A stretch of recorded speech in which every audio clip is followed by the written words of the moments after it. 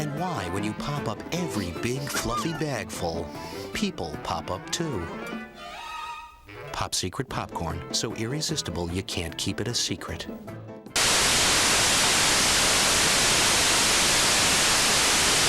Only 10 seconds? I only get 10 seconds to tell people about my interview with Jim Carrey after the movie?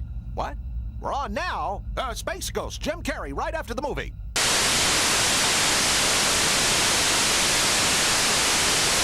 That's not the most annoying sound in the world. You could have fooled me, buddy. This is. I'm making $20 million. I'm making $20 million. Sorry about that. Okay, by me.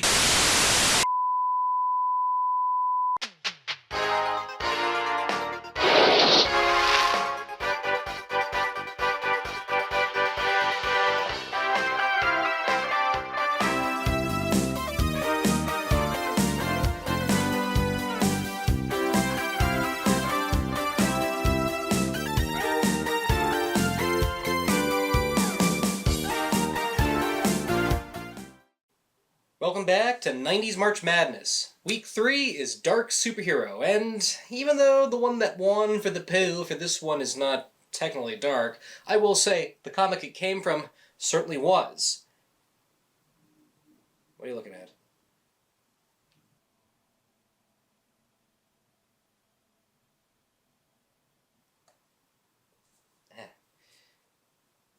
I thought I had the original VHS tape, but turns out I foolishly tossed it away years ago. Hope the Jim Carrey 4 film collection will satisfy best. It's got Dumb and Dumber on there. Can't be all that bad.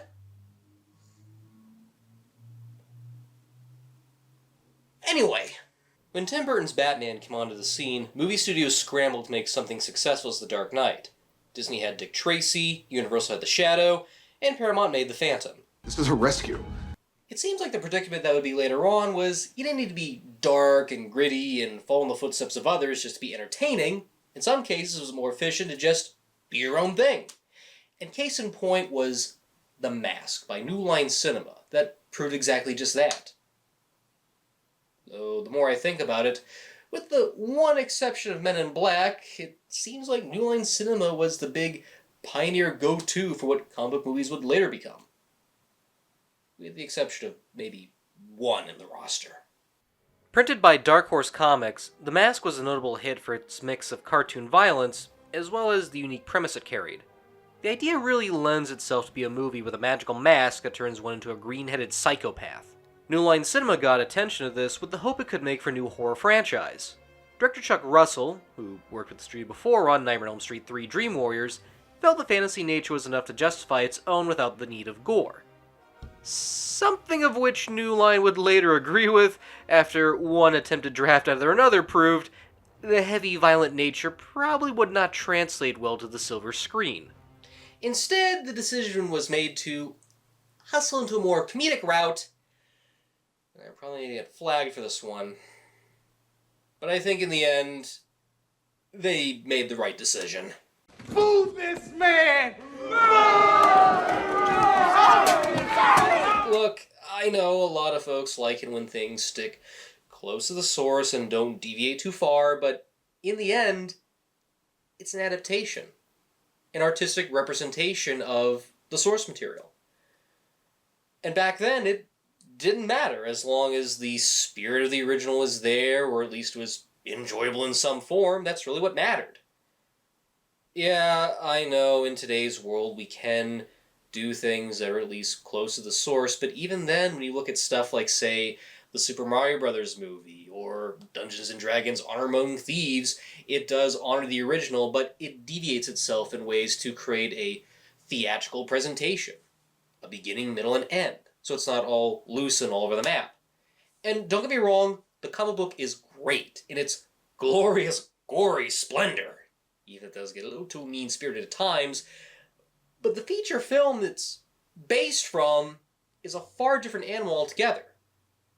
Albeit an entertaining one. With the adaptation being a major deviation, we will just view the movie on its own terms. The story centers around Stanley Ipkiss, who is not living the best of his life. He's meek, less confident, and feels more like everyone's doormat to walk upon. All of that changes when he discovers a mysterious mask that turns him into a mischievous, superpowered being that runs on cartoon logic and has a big green head. And that's really all you need. The rest of the movie has Stanley struggling with either the will to be himself, or continue spending the nightlife as this insane alter ego. You see the pros and cons of this while understanding the risks. Even if Stanley becomes this life of the party, he has no self-control over it. Unless some baddies decide to step on his toes. I want to know where my money is, and I want to know right now. This guy's incorrigible. It makes for some great set pieces from a comedic, action, and even musical standpoint. But you'll be surprised to know that I actually enjoy the musical sequences more. Yeah, even as a kid I remember the performance of Hey Puncho and Cuban Pete more from the staging and epic feel. For an independent studio, New Line Cinema really took a lot of risks on this one for a feature that looks grand in scale, even if produced on a low budget. Which says a lot given executives nearly had the Cuban Pete sequence removed. It was only kept when test audiences enjoyed it to the point they had to keep it in. That's not to say the comedy scenes are not enjoyable. They really play around with the cartoon physics here when it comes to defying gravity or forming balloon animals into deadly weapons.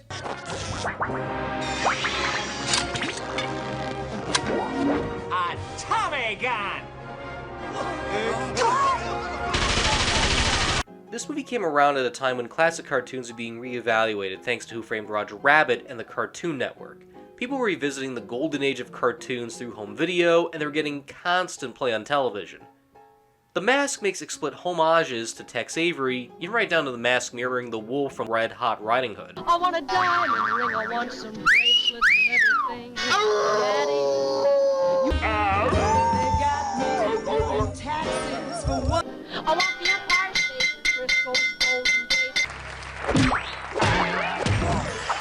And not to mention, gotta love the Looney Tunes merch in Stanley's room. Gee, kind of ironic to see the transformation scene take place with a Tasmanian tornado while there's a Taz pillow on the sofa. I also love how the visual look of Edge City has this 1940s feel with a mix of gritty and bright colors. It makes for a great playground for the Mask to run around in, almost as if the crazed being invaded the set of Warren Beatty's Dick Tracy. Sorry, fellas. Waste not, want not. The glue that really holds this movie together is Jim Carrey. He plays Stanley in his cartoon-charged alter ego. Even if a majority of the comic is altered here, one can't deny that this is the true reason why this adaptation works so well, and it's due to Jim. As Stanley, he's insecure, and we relate to how he wants to make something of himself. Even when we get introduced to him, there's the sense you want to laugh at him, along with the will to laugh along with him. Jim really carries this calm demeanor that is far different from when he becomes the Mask. I love it when early on all this bad stuff happens in one day, and you can see how he really tries to hold it together.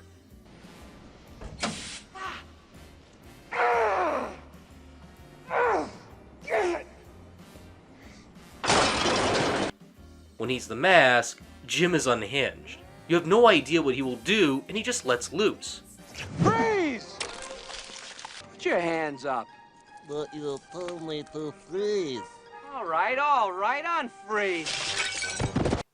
According to director Chuck Russell, hiring Jim Carrey onto this movie saved a ton on the special effects given how expressive and rubbery his facial expressions can be, as well as the way he moves. And no wonder. Have you seen his work on In Living Color? It's practically one giant audition tape for this flick. When watching the Fire Marshal Bill sketches, one can't help but see some eerie similarities to the Mask character, given the demented facial expressions they both provide. Of course, special effects were used when Jim couldn't do things like appear flat as a pancake or scream until his skull pops out of his head.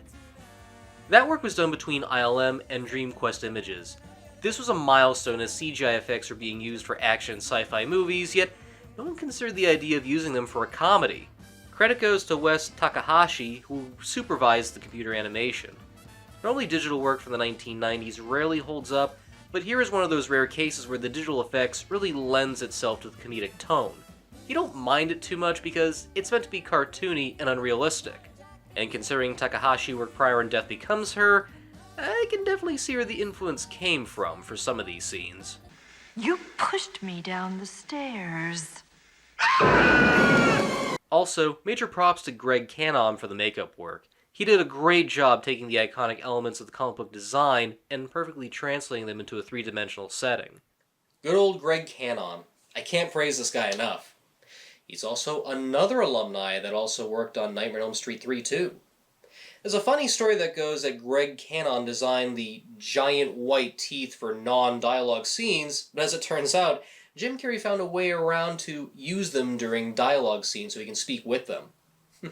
It certainly adds a level of believability to his performance. And apparently this movie was up for an Academy Award for Best Visual Effects, but it lost to Forrest Gump. Kind of a shame, too, when you consider the tons of latex and makeup that Jim was under just to create such a crazy, cartoony character. But then again, when the Academy sees something like this... Congratulations. How do you feel? I gotta pee. I believe he said he had to go pee. Can you really blame them for choosing that one instead? Ha! Jim Carrey's not the only one holding this movie together, as we get an unforgettable supporting cast. There's Cameron Diaz as Tina in her first acting role. Man, even Bombshell doesn't describe her performance as she plays the bad girl with a heart of gold. Kind of reminds me of one of those, what do you call it, inkblot tests. A young woman riding bareback. Sort of a Lady Godiva or something. Of course.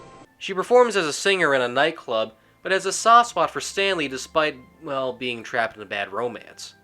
Diaz is more than just eye candy, as she needs to show there is a kind soul under all the glitz and glamour she has. And for her first acting gig, she does a great job. Thanks. For what? For being the only guy who treated me like a person and not some sort of party favor. I also like Richard Jeni as Charlie, Stanley's quote-unquote friend, who claims to be a trusted ally, but would rather abandon his own friend for a night on the town. It's hard to make a jerk like that enjoyable, but Jeni pulls it off. Peter Regert and Jim Dohan provide a lot of comedy as Kellaway and Doyle, a lieutenant and detective that thinks Stanley is linked to a series of strange events created by the Mask. You gotta love the good cop and goofball cop routine they provide. Every moment they're on screen, they get a lot of good funny lines. You have the pickle relish? Doyle, get in the car. But I ordered onion rings. Doyle! Hey, Lieutenant, where are you taking Ipkiss? Ixnay! He's not gay and ungay. Ow! Oh, I get it. Pig Latin, right? Ise, uye, ederle. You start dancing, I'll blow your brains out. And of course, Milo, one of the best dog actors of the decade at the time. His interactions with Carrey feel so genuine, given most of the things he had to do were kind of ad-libbed on set. Put the cheese down and get the keys. Go on. Honestly, my words can't do enough justice as to how good this movie really is. And it's no wonder The Mask was such a big hit in the summer of 1984. It was fun, quotable, and broke new ground in special effects technologies.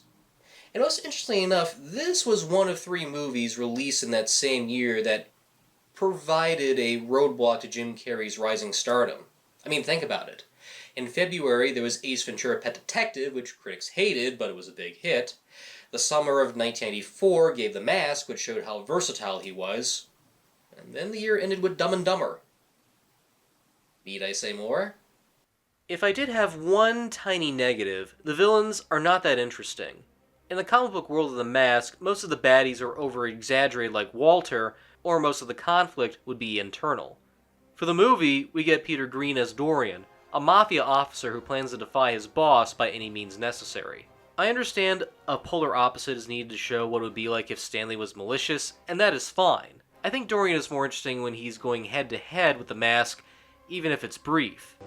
Hold me closer in. It's getting dark. However, when Dorian puts the mask on and becomes an over-exaggerated take of himself, it doesn't quite work for me. It's a bit too over the top, even right down to that booming voice they give him. Ladies and gentlemen, I will be your host for the remainder of the evening. I can look past that knowing this is a well-made movie, but if I had to identify one small nitpick, one that doesn't hurt the movie, but something that I can kinda sorta live with even if there is a problem I do have with it, I wish the conflict was handled better. Still, it makes the ending more satisfying when Stanley gets to fight him without the mask for a little bit.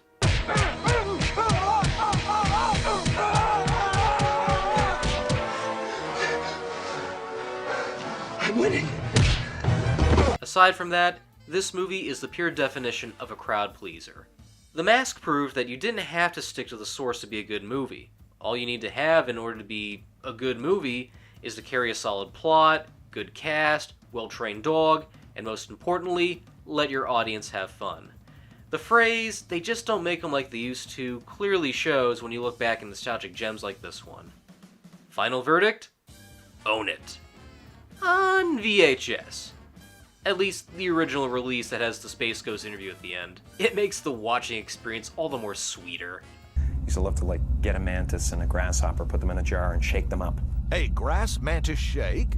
Now, if only we knew where to find a big grasshopper. Shut up! And yeah, I know it seems like I'm skipping over some big things like the Peggy Lee Reporter and other odds and ends, but like I said, this is a movie that is worth checking out. And for newcomers who haven't seen it, I want to keep those elements a little bit of surprise, because it really is a movie you should see. Oh, and if anyone plans to request that stupid sequel that came off of this many years later with Jamie Kennedy, No, it's not even worth talking about. Why would you want to cover something that so many people on the internet have discussed, talked, referenced, and shown clips of that show absolutely zero promise that it's anything as good as its original? Oh, and if anyone's thinking about requesting it to me, here's my 2 cents.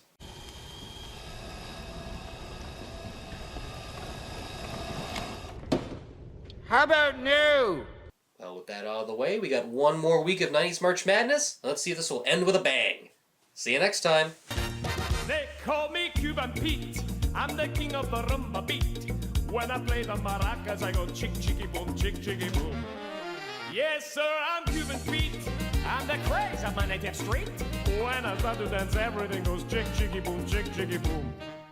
The senoritas, they sing and how they swing with their romero. It's very nice. So full of spice. Cut. You were good, kid, real good. But as long as I'm around, you'll always be second best, see? Somewhere in the city, a brilliant scientist is on the verge of an amazing discovery. Then, they destroyed everything he had. Now, Darkman is